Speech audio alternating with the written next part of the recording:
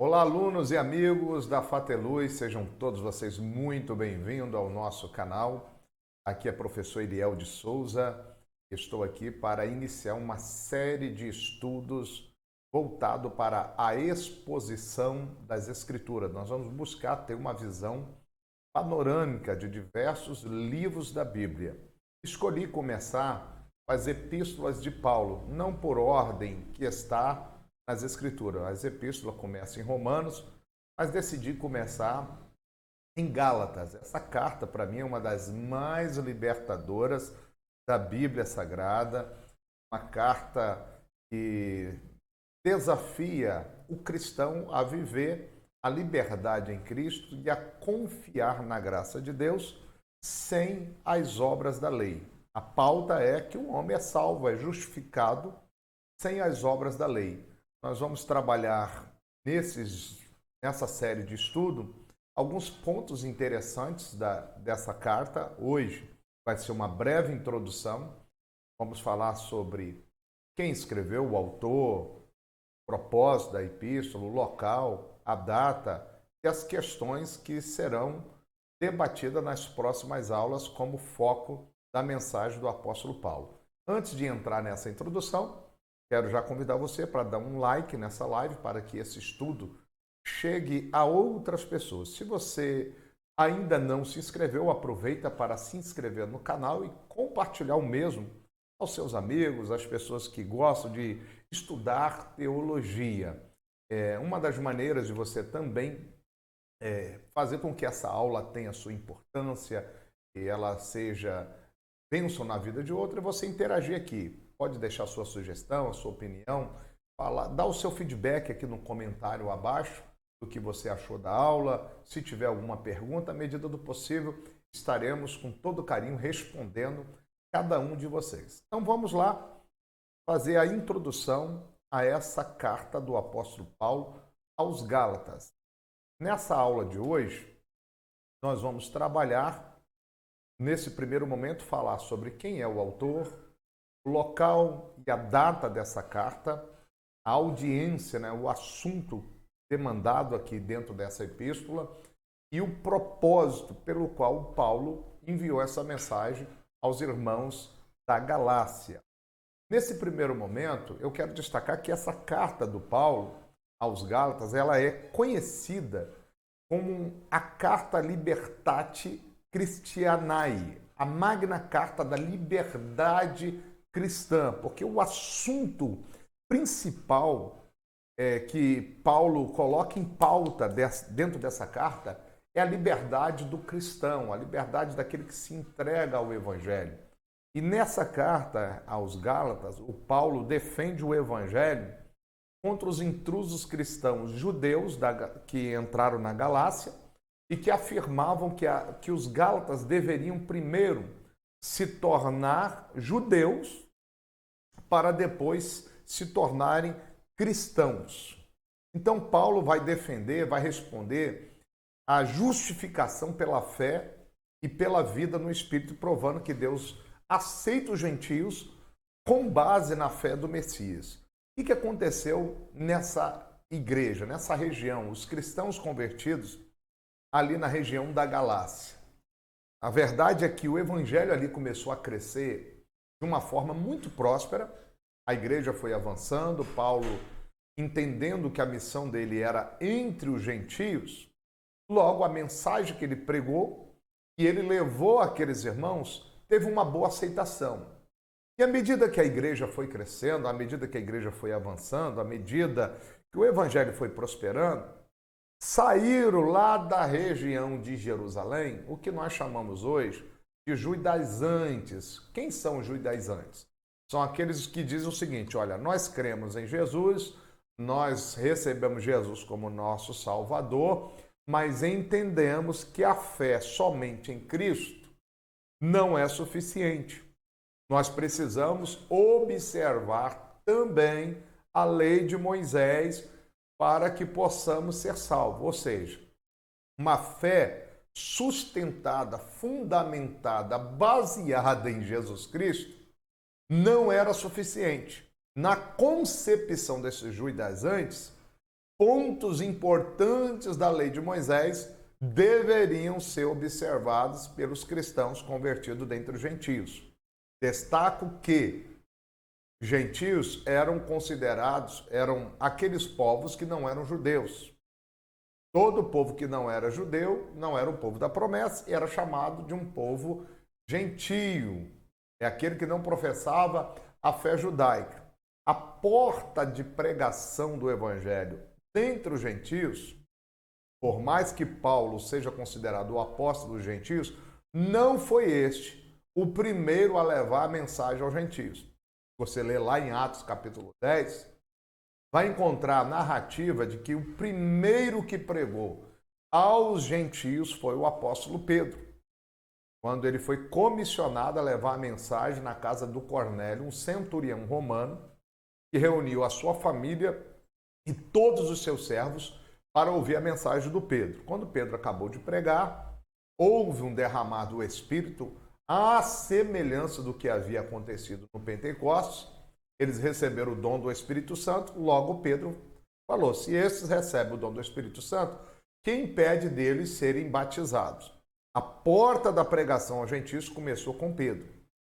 Mas o apóstolo comissionado, levantado para levar a mensagem aos gentios foi o Paulo. Então, à medida que a igreja começou a crescer dentro dos gentios, começou a levantar essa questão sobre guardar a lei, observar a lei. Lembrando que nos pontos da lei tem os 10 mandamentos, que é uma mensagem universal. Ali, aquela lei ali, ela é universal, os 10 mandamentos. Só que nós não cumprimos todos. Não adianta falar, eu vou cumprir os 10 mandamentos. Nós não conseguimos. Sempre vamos falhar em algum ponto. E aí que entra a questão da graça. Se o homem falha, peca, quebra, viola algum princípio da lei, ele é culpado da lei.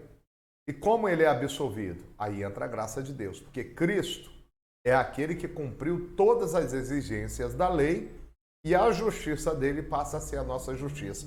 E se alcança, se recebe essa justiça pela fé.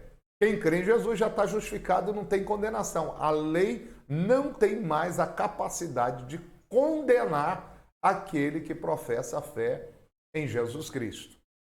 E isso era inconcebível para os judaizantes. Os judaizantes queriam que as pessoas guardassem o sábado, evitassem as carnes que dentro da lei judaica era considerada imunda, o culto aos ídolos, e etc, etc, etc.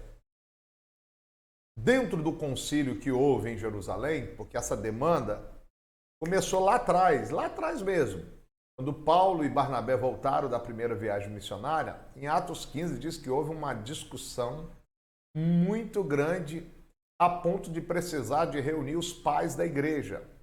Essa reunião dá a entender que foi liderada pelo apóstolo Tiago. E após a reunião, houve-se uma recomendação para os irmãos que se converteram dentre os gentios. A recomendação que Paulo levou em mãos para esses irmãos é que eles se abstivessem de carne sufocada, do sangue e de coisas sacrificadas aos ídolos. Nada mais. Recebesse a mensagem, cresce em Jesus, vivesse em Jesus e dá a entender que deveriam viver de acordo com a cultura do seu povo.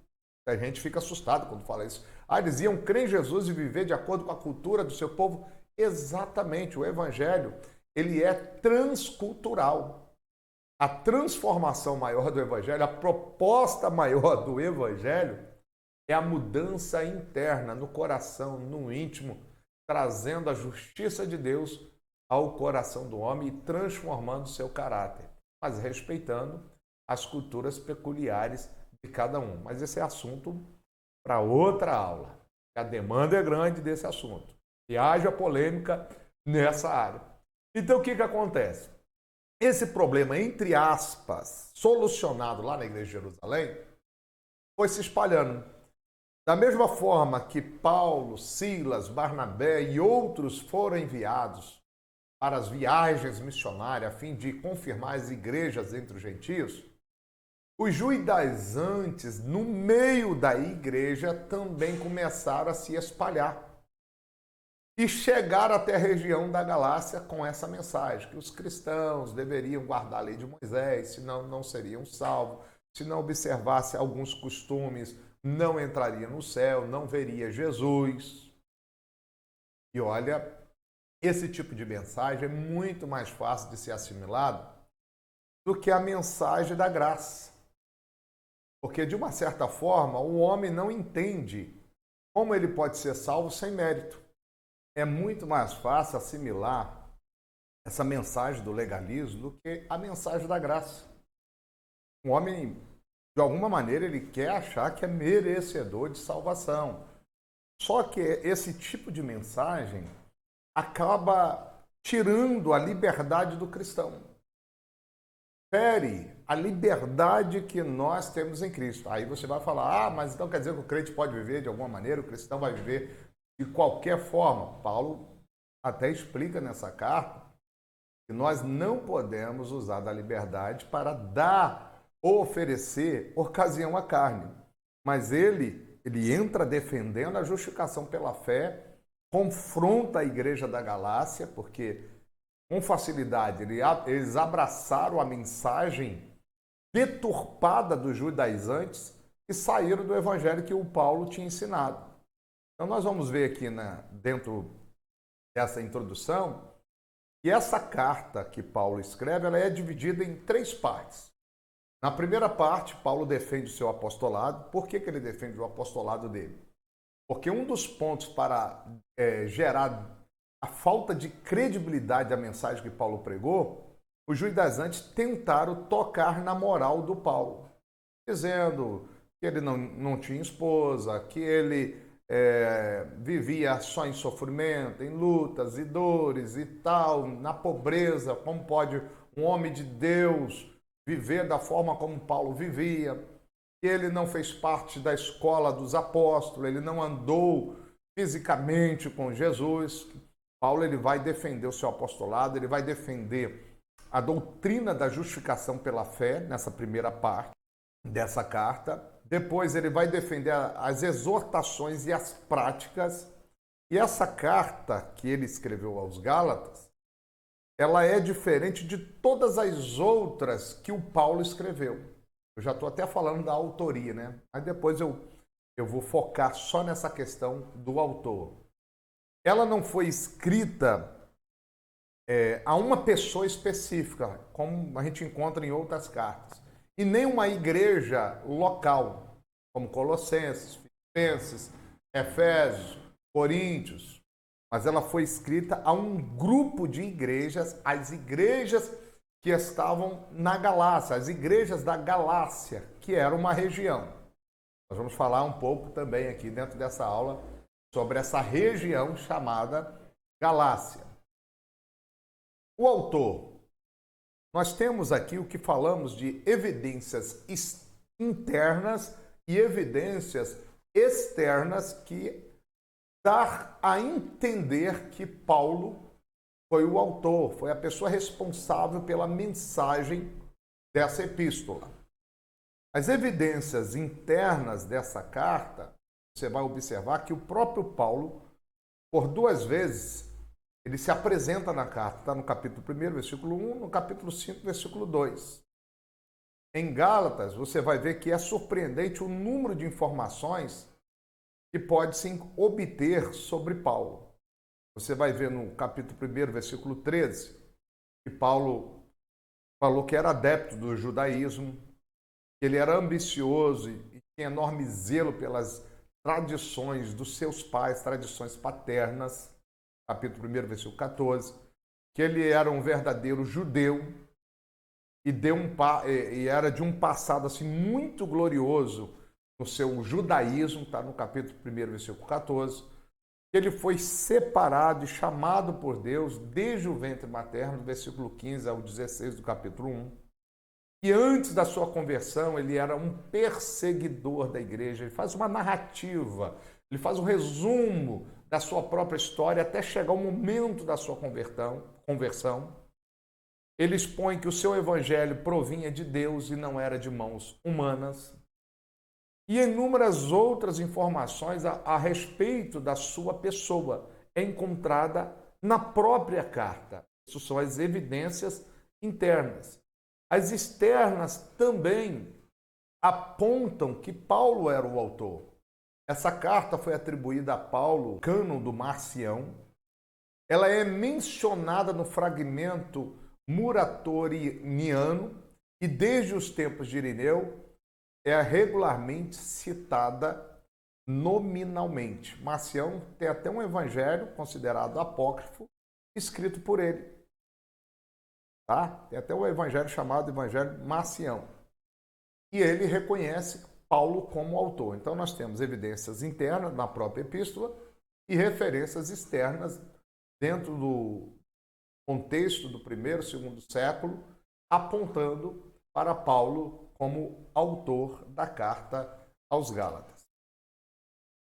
Qual o local e a data que Paulo escreveu? Paulo escreveu essa carta na sua segunda viagem missionária. Talvez ele estava em Antioquia da Síria, depois de ter passado para a Europa. Então essa carta foi escrita entre os anos de 49 a 50 depois de Cristo. Então Gálatas é considerada uma das primeiras cartas de Paulo, uma das primeiras mensagens que ele enviou a uma igreja escrita pelo seu próprio punho.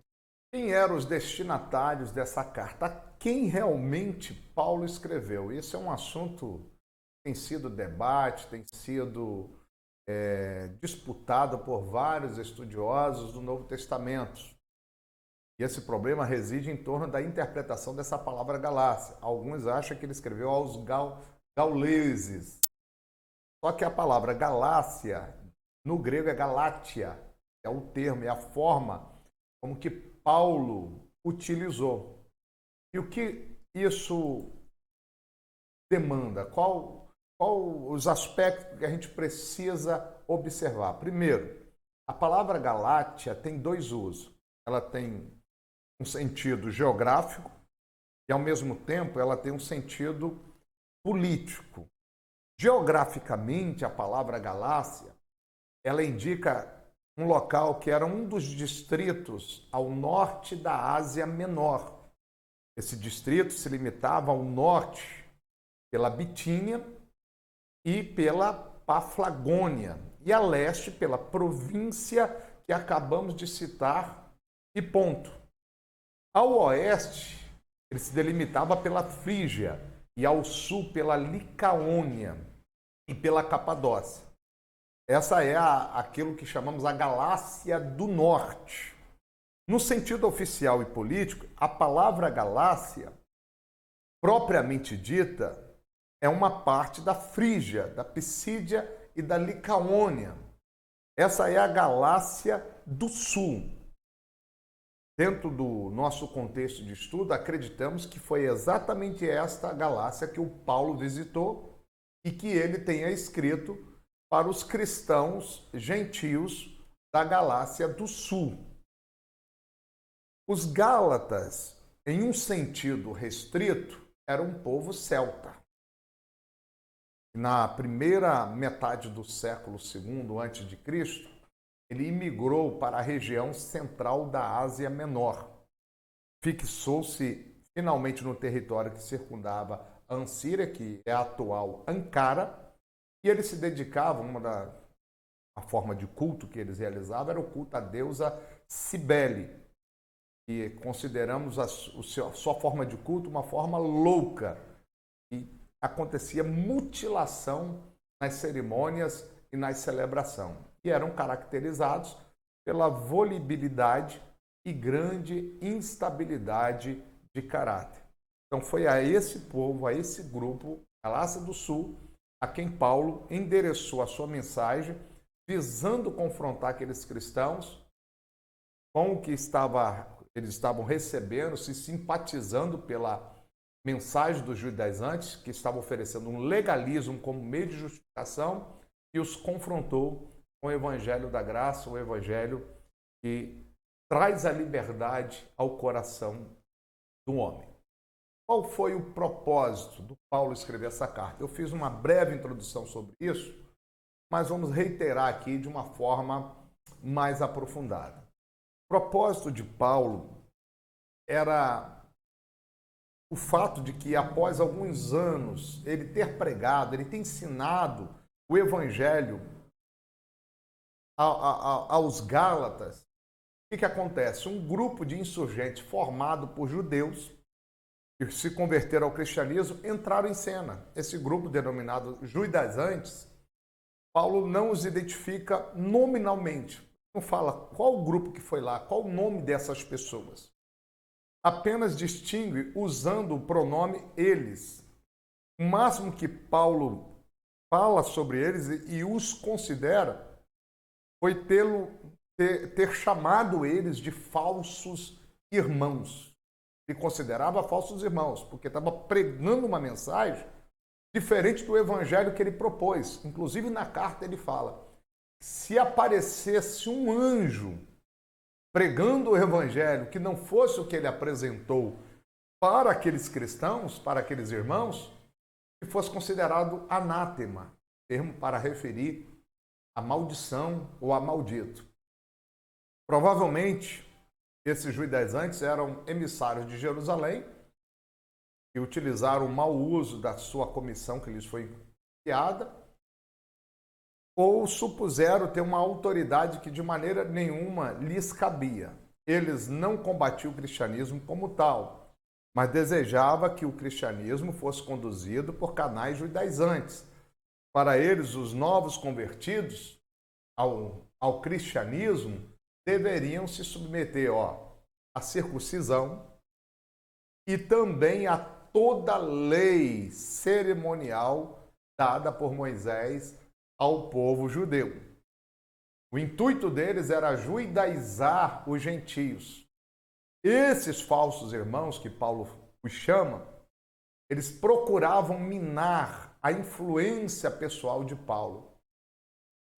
Como que eles faziam isso? Depreciavam a sua autoridade apostólica, afirmava que ele não havia sido chamado por Deus, que ele havia recebido a verdade de segunda mão, ou seja, ele não fazia parte do colégio apostólico, ele não fazia parte daquele grupo dos 12 que andaram com Jesus. Paulo percebeu esse risco que o grupo estava oferecendo à religião cristã, porque se os judaizantes tivessem a razão, o cristianismo não passaria de uma seita do judaísmo, e com o tempo seria submetida pelo mesmo, perdendo toda a sua força e todo o seu vigor. Ou seja, o que estava em jogo não era o capricho do Paulo, não era o nome do Paulo, era a mensagem pura do Evangelho de Jesus Cristo. Então, o que Paulo faz? Ele define os insurgentes da seguinte forma: chama eles de perturbadores dos fiéis, elementos que extingam e sublevam e comporta-se como tapeadores do povo que usam das artes enganadoras da magia, procuram forçar os gálatas à circuncisão e subverte o evangelho de Cristo pregado por Paulo e impede que os fiéis da Galácia se convertam à verdadeira mensagem cristã. Então, Paulo, com o intuito de separar os gálatas, ou seja, esses judaizantes, com o intuito de separar os gálatas de Paulo, utilizaram de artimanhas e de ataques pessoais ao apóstolo. Buscaram denegrir a sua imagem, eles agem com mal intenção, se gloriaram na obra da carne. Como assim gloriar na obra da carne? É o cara agir de uma maneira que se sente certíssimo, porque observa as regras, segue a religião, segue os dogmas, observa os detalhes impostos pela lei e o fato de cumprir aquela lei.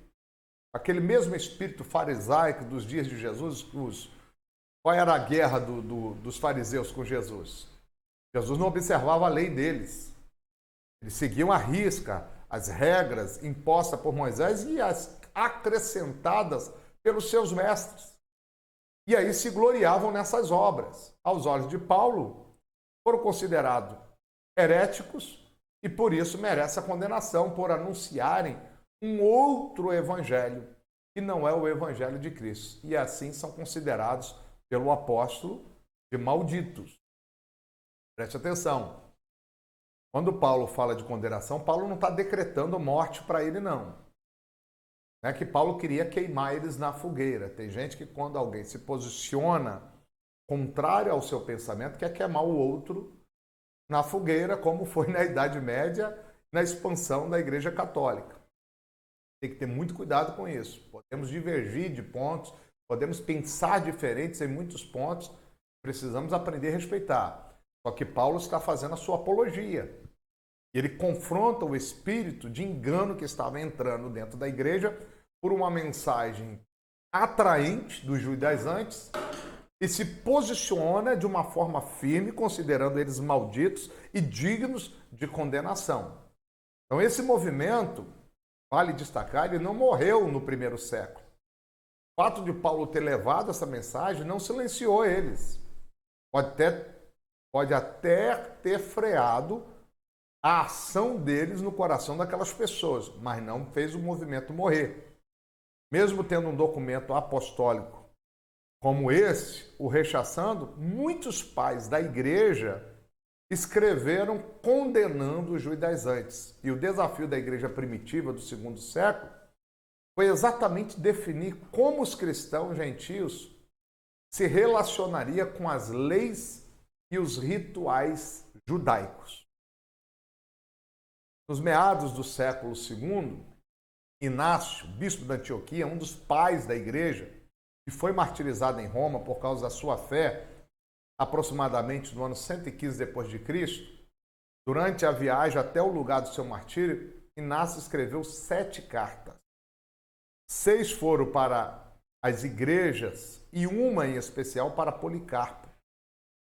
Inácio fez oposição à tendência dos judaizantes.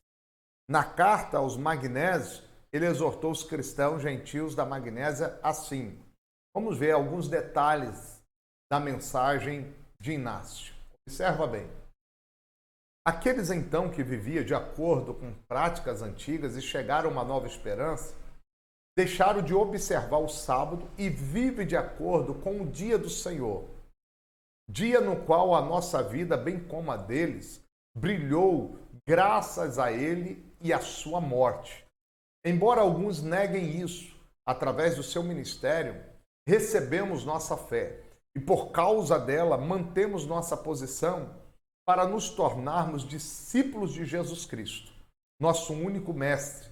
Como então podemos viver sem ele, quando até os profetas, que eram seus discípulos pelo Espírito, o aguardaram como seu mestre?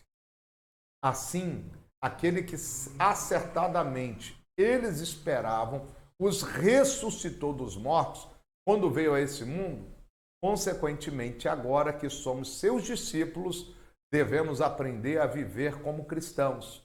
Com certeza, quem tem qualquer outro nome não pertence a Deus. Livre-se então do fermento ruim. Ele ficou rançoso e azedo, e transforme-se num fermento novo, isto é, em Jesus Cristo.